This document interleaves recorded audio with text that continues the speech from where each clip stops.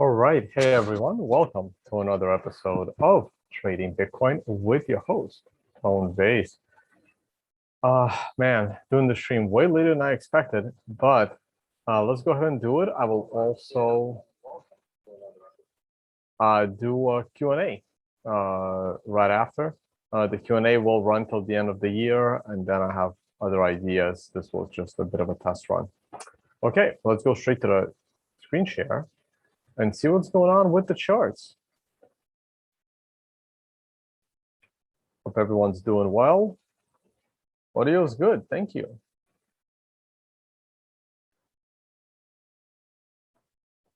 Someone's already asking me to take a look at a stock. I'll try to make the time, but I do want to keep this short, and then we move on to the QA portion. Hey guys, so in my last video, and we did tweet it out, I talked about the similarity between the old 2013 market and the current market, but I think I kind of had my own picture right there in the corner, so you couldn't even see it. So I'm going to expand this a little bit. So once again, I just want to reiterate that Bitcoin price started around $10 going in the beginning of 2013. We're going to round some of these numbers off. So we started at about $10, and the first bubble took place in April. This time around, Bitcoin started at about $10,000. Again, I'm just going to round the numbers, and it ran exactly into the same date of April, topping at 65. Then we had a clean low right here in July. That low took place at approximately $60, so 65, $70. We also had a low right here, also in July, that took place at 30,000. So we fell about 50% here. Now this peak was 260, but realistically, the peak was closer to 160 because the 260 part was only for a couple of hours or a couple of days, or like a day or something, right? So more consistently, let's just use a cleaner number of 150 for the top. And then we fell from 150 to about 75. So that was about a 50% correction. Same thing here, it was about a 50% correction. Now the rise was way bigger by percentage, but it's kind of like the law of large numbers. The higher the price of Bitcoin, the harder it is to push Bitcoin higher up.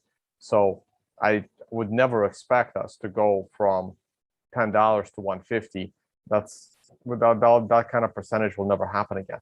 Then we consolidated at approximately that same price of just under 160. We were consolidating at around 140 into early October. And now we're consolidating at around 50,000 going into October. So just like before, in early October or mid-October, I expect us to start challenging the prior all-time highs, and then a huge run-up at the end of the year. Like mid-October into late December, I'm expecting us to go from that 65,000 all the way to $100,000. That is still my target. Now we can go ahead and zoom in on the weekly chart. Now it'll take us a couple of more weeks to flip the MRI indicator unless we shoot all the way up to a new swing high, unless we shoot all the way to $53,000 this week, which is possible. Today is Thursday. We still got 3 more days to go. Certainly possible for us to go up $4,000, $5,000, but probably unlikely. And then next week is going to be even more challenging to flip the indicator. So it's very, very likely we are going to have a red 3 on the MRI indicator. And then the last week of September, the one that turns into October, we will finally have our green MRI count. And the next time we get a green star candle, remember, we got this green star candle in the very first tick of this candle. Now, of course, you need to make sure that the green star is going to stay there throughout towards the end of the candle, but the bullish trade was activated based on the MRI and the break of this moving average right here at 35,000. I believe I even sent out a tweet saying I am now fully bullish, and it was around this area. Somewhere in my Twitter feed, I should like send an update to that tweet. So the next time we get a green star candle, and the closer that green star candle is to the $52,000 zone, the cleaner the trade. And then I'm probably gonna expect a repeat of this situation. And if we make a repeat of that situation, that takes us right into a new all-time high at 68,000. So maybe a little bit less. We will probably have significant resistance at the MRI resistance line. And after getting stuck there, probably into November, as late as mid-November, I then expect a huge breakout from this area into the $100,000 area, into end of year, or through the end of year into January, February. Either way, these are my targets. I remain very bullish right now. We can go to our Consensio chart, and on the Consensio chart, as you guys know, I became a huge bull on the daily scale, but this is a 3-day scale. And while this calls for a 50 to 60% allocation, right now we still have 2 days to go, but we are now above the other moving average. We are between this moving average. The short period 3-day moving average had started rising again, and the next candle is very, very likely to cross us over. So this should probably be greenish, but I'm gonna copy this and I'm gonna paste it next to it. I'm gonna put it right on this candle because now I am way more comfortable with this Consensio long-term view to make this a 75 to 80% bullish allocation, okay? And the only thing that is missing from making this 100% bullish allocation is just, I'll change the colors. I'll make them, like green, less green, I just don't want to deal with it now, and I want to move on to private Q&A. So once we get back above both of these moving averages and we get that crossover next candle, this once again becomes this 100% bullish, okay? So these are the kinds of things that I'm waiting for. This is the longer term scale. I held through all this because I really thought this was going to be temporary, but your opinion and what TA is telling you are very, very different things. Like TA can tell you to sell everything and you can go against your own TA. Usually it's not a good idea. It also depends on, capital gains taxes, exiting positions. So there's lots of other decisions to be made, but TA doesn't care about your tax problems, okay? TA, and there's 100 different, infinite number of TA you can do. So the Consensio on a 3-day chart TA told me to only be 50 to 60% bullish, and now it's telling me to be 75 to 80% bullish, okay? So it's becoming more bullish. Okay, let's move on to the daily chart. The daily chart is the real big fish in the pond. I love the fact that the funding rate is still favoring the bulls. That means people aren't trusting this rally. And people aren't trusting this rally. Do you know how many comments I get calling me an idiot and that Bitcoin is going down to $20,000? It's actually absolutely incredible. And I love seeing those comments. The more comments I see calling me an idiot because I am too bullish on Bitcoin and it's going to go down below 30, makes me more bullish on Bitcoin. For the same reason that when I am bearish on Bitcoin, everyone's calling me an idiot that it's going to imminently go to $300 billion. I also love seeing those comments. So I am very bullish right here. We did not even get to my perfect buy point. We went up earlier. We got the green star candle. We got a clean golden cross. And today is a bit of a pullback, and not a big deal. We pulled back, we went back up. I remain bullish. This might be a red candle, doesn't matter. The MRI is bullish. The moving averages are bullish. Everything is bullish. We will still need for the golden cross between the 128 and the 200. That's not going to happen until probably next year. I mean, could happen this year, maybe in November. This will not cross in October. There has a chance to cross in November. Most likely it will cross in December. So we got a long way to go on that one. But you have a breakout line right here. This is the prior consolidation. This is just stupidity. I never bought into the huge bearishness of this drop. It did not make much sense to me whatsoever. And this makes a lot more sense. And once we break above 49.5, we should really accelerate to the upside. All right, short-term chart is consolidating nicely. We bounced off a moving average. Not much to say here on the 1 hour chart other than the MRI did a beautiful job once again. Right here, calling the top. Yes, that's a green star candle. Yes, I would have been bullish. It is an extension C, and it did pull us back. And the red star takes me out of the bullish trade. And now I will patiently wait for another green star candle, which should probably come in a couple of hours from now. And I am expecting more upside. Just a peek at the 4 hour chart. The 4 hour chart is consolidating. The MRI will not be very useful once it loads. I would wait for one more green star candle. But what a beautiful, it held support beautifully. Look at the MRI support line. To be honest, I was skeptical right here that the MRI support line would hold, and it held, and it almost held right here as well. We did break it by one candle. We created a new support line almost at the same exact price, and guess what? We created a new support line at the same exact price. So now we have another one. This is now really high. I would love an additional support line, and that support line will show up once another MRI top on a 4 hour chart shows up, and it will definitely show up in the near future. Bitcoin dominance is not interesting right now. Not much to say about GBTC at the moment. Still waiting on that premium. Or about gold. Oh, that's a nasty candle. That sucks. I will say nothing until this candle closes. Let's wait.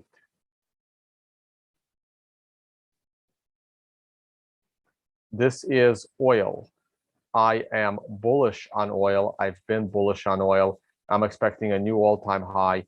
I mean, it's the ESG, the crazy global warming, the crazy group for global warming, the ESG. Basically, if one half of the high-level socialists around the world don't want to kill half the world population, then the other half of them are on the medical side crazy, and the other half is on the environmental side crazy. They have one, I'm getting political here, they have one goal, and that is to lower the human population to under 1 billion people. And you can guess of all the ways they are going to do that. That is their end goal. And one of the ways to do that is to make energy as expensive as possible, and making it very hard for people to live their life, and putting them in basically economic slavery. It bothers me a lot that there are so many people that want to reduce the world population. But hey, I'm generally, pro humans, and this is why the global warming crowd, I really don't like them. But now I'm getting political again. So expect oil prices to rise, and rise significantly. This has to do with inflation. This has to do with even the stupidity of California, where that has the most expensive gasoline in the United States. And there is oil mining happening in California, but they are looking to shut that down. So they want to actually make your gasoline in California more expensive to eliminate the ability, by eliminating the ability to source oil directly from the state. And the reason why gasoline is so expensive there is because taxes. And don't get me wrong, California traffic is absolutely crazy. I can't believe this many people are still living in the People's Republic of California.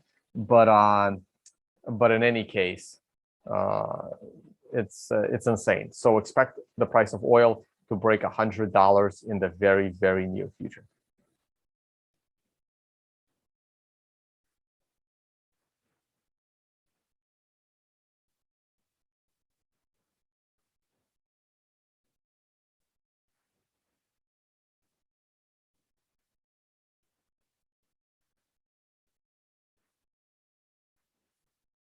And for the record, I do not think this planet is overpopulated, not even close. We could live, people could be more responsible for the pollution they cause to the planet, but this planet is certainly not overpopulated.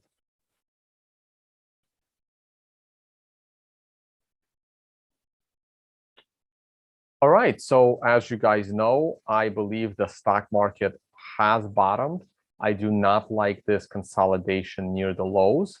We are getting our MRI warning candle, and I would absolutely love to see a full-blown MRI candle, but we do need to make it into tomorrow at approximately current prices.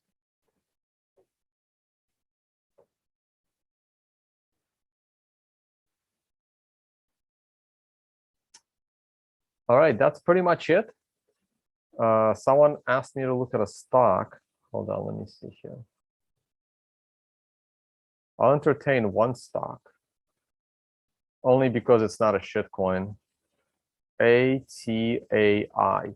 Well, I happen to be looking at a shitcoin, so yeah, so Litecoin is looking like I'm gonna win my bet in the very near future when it falls to a new all-time low against Bitcoin. Because no one needs Litecoin. Useless. ATAI. Oh, nice. It's an IPO. You know the tone-based rules on IPO. Life science, never heard of it. That's okay. It doesn't matter because we trade using TA. So the tone-based rule on IPOs, you wait for a 50% crash, and then you can consider buying in. Now, it did not crash 50% off the open, but this is a daily chart, and I will use a proxy for the open, meaning the opening high, and we almost crashed 50%. I guess they had good earnings, and the only thing that prevented this IPO from falling 50% was good earnings. Had this earnings come a week later, this probably would have fallen to 50%. When a stock has a huge candle like this off of their very first earnings, you know what? You eat it. You say, I can't wait for the 50% correction, and you get in a little bit later. Now, as you got in, that is approximately the same price. Look at the beautiful rejection by the MRI resistance line. This has a shot at an MRI buy. I would be very interested in this upcoming MRI buy because this earnings was not a fluke, okay? This is clearly means that it had good earnings, which means that unlike anything in the crypto space, this company is actually making money, and it has a product that people want and are willing to pay for, or they're selling some of your life data. I have no idea what they're doing, but they obviously did something right other than mispricing their IPO, but everyone misprices their IPO. That is normal. That's why I wait for a 50% correction. But I like the fact that this thing bounced off of its first earnings. It tells me this company has an actual product, and the next MRI buy is probably going to be interesting, and they're going to have another earnings coming up in October, like most companies do, and I would be expecting this. I'm basically bullish. This to me is pretty bullish. Okay, it's time for the private Q&A.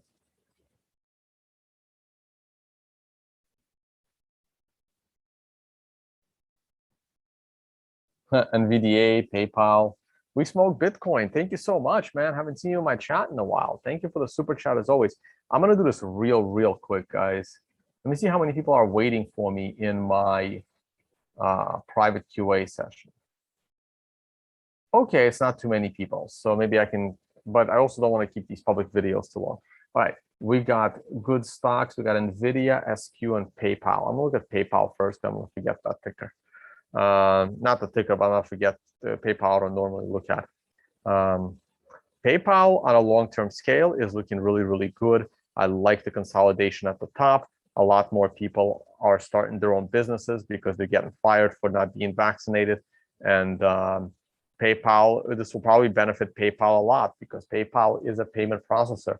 And PayPal is actually my payment processor, which is stupid because they take 5%. But they are convenient and it's easy to integrate them into my website. So I like the bullishness of the chart overall. I don't have any specifics on this, but beautiful MRI top right there on the weekly. But this is a bullish looking chart to me. Let's look at Square. Wow, look at that. Square weekly is still within my, this is perfect. This is beautiful. I am pretty damn bullish on Square. And when Bitcoin rises, Square should accelerate to the upside because Square holds Bitcoin. So this is absolutely perfect. I love the bounce right off of the center line of this consolidation. That is really, really important because the next time we get to the top of the line, I would expect a breakout. Love the weekly MRI top right there on a daily scale. Did we get an MRI buy? Yes, we did. If anyone saw the MRI buy yesterday, you are currently in a very good trade. So there you go. I am a beautiful combination. It isn't a monthly MRI sell, however, which is certainly concerning, the fact that it is on a monthly MRI sell, but the daily and the weekly are both bullish. I will trust the bounce off of this. This thing will probably consolidate for several more weeks and then break out along with Bitcoin sometime in October, maybe as late as November. Very bullish on Square. NVIDIA, monthly chart, still got room to the upside. A is the least serious of my red arrows. Weekly scale still has a, see, weekly scale, it doesn't have that much room to the upside because we only have a couple of weeks left and we're already pulling back. So, and we don't, and next week could like be a big down week and it will still continue into the MRI counts. I like the consolidation, but I wouldn't be buying into this right now. I would wait for the breakout.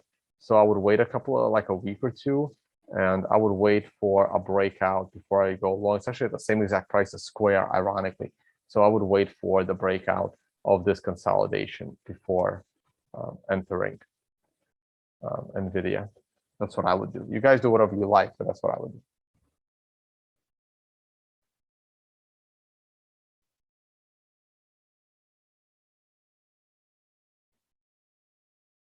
I'm looking at your live chat.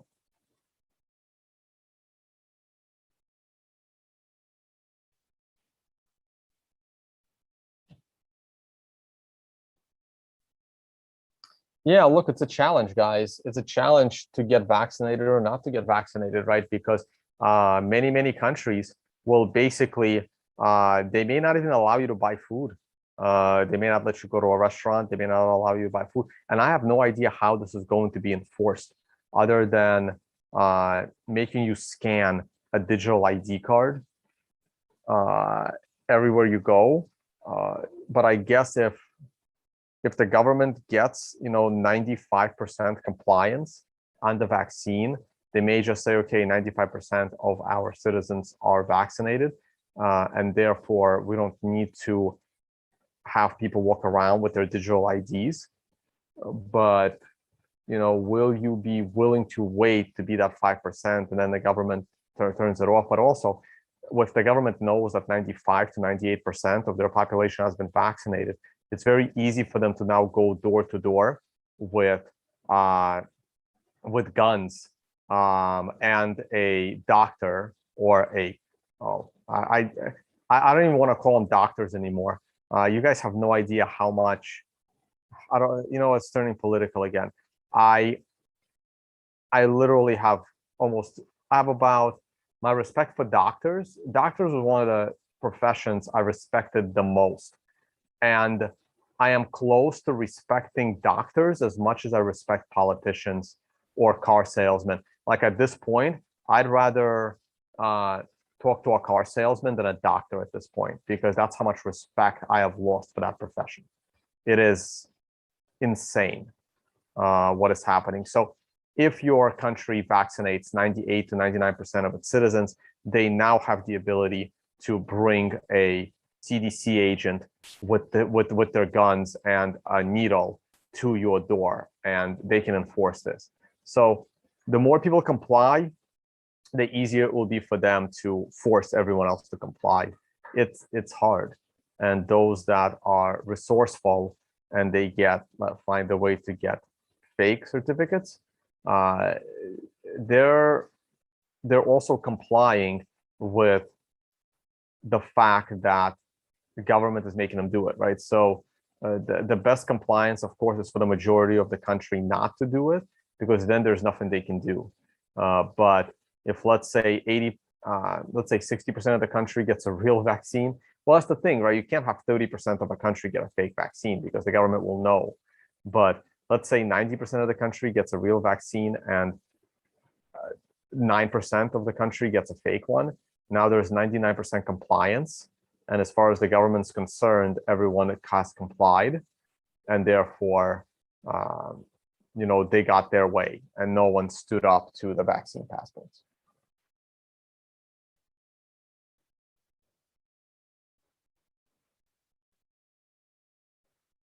Well, right. So let's say 40% of all the doctors refuse to take a vaccine and refuse to follow what the government tells them medicine is, right? So now your country lost 40% of probably your best doctors, right? So 40% of the doctors in your country that stood up to the vaccine, this particular vaccine. Remember, guys, I was very pro-vaccine before this.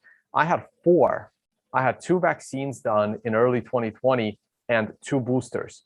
I recently had to review my entire vaccine history. I'm not going to get into why, and it's got a little interesting actually with some paperwork. I reviewed my entire vaccine history, and I have a lot of vaccines in my body, including polio and many others. Like I probably have over a dozen vaccines and several boosters. So calling me an anti-vaxxer is beyond stupid. But I am so against this particular jab, this experimental mRNA injection. And I know Johnson & Johnson is not mRNA, and neither is AstraZeneca.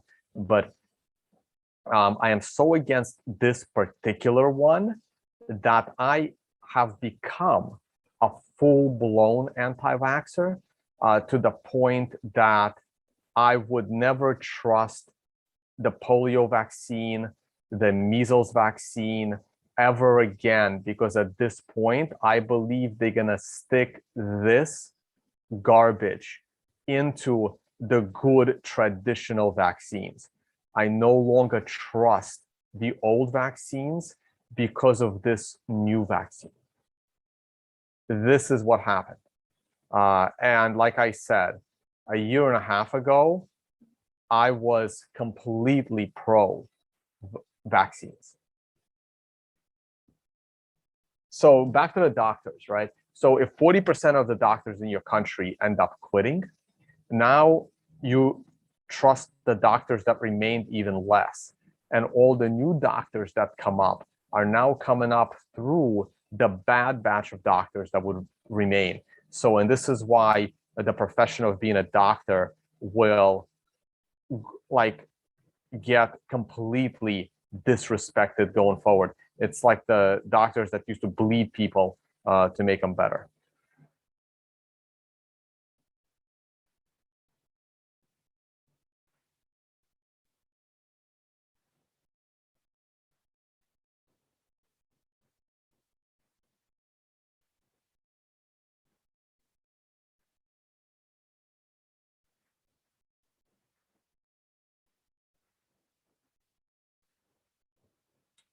All right, guys, I'm gonna go ahead and leave it there. You got my views on this particular vaccine and my views on doctors as a profession. It is, it's really disappointing what happened.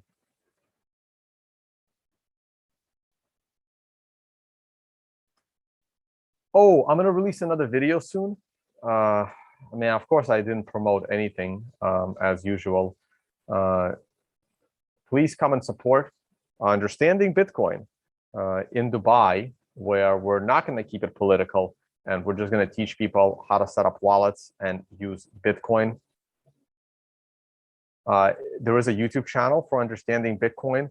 I added it to the video description finally because it's very difficult to find this channel on YouTube. Also, come out to Dubai for the financial summit, or stick around for the financial summit the first week of October. I did an interview with Nico. Nico is Venezuelan. He has his own podcast. He has an audio podcast, but I recorded our video conversation. It is mostly, it's my Bitcoin history, and we did talk about politics quite a bit. Not so much about the vaccine, but about politics in general, communism versus capitalism. And I'll release that video later this week, so please check that out. It'll be really, really good. Okay.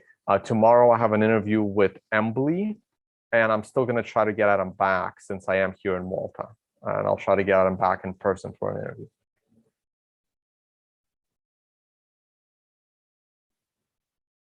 What do you think doctors actually learn in medical school? They learn how to let me not like embarrass the doctor profession. Now there are, you know, like skilled doctors, like surgeons, like that's a little more skill. But as far as a doctor, like your general doctor that you go to for checkups and stuff, they learn how to properly Google shit.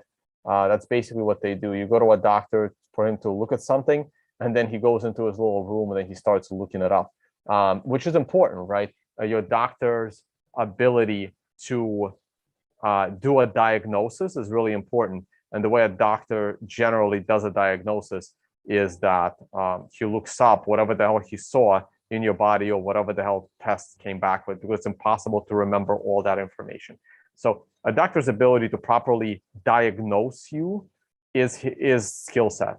So if your doctor is struggling Googling, that is not a good doctor. Like the ability to diagnose relies on his he's not Googling general Google. He's just, you know, like internal medical Googling, you know, the equivalent of looking shit up. Okay.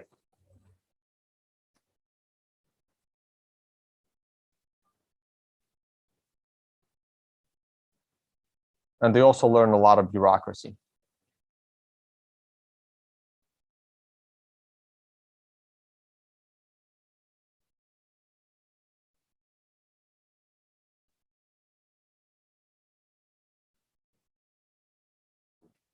All right. This is pretty much it for me, guys. And thank you for sticking around. I'm still down. I'm still at 400 viewers. And I will see you all on the next one.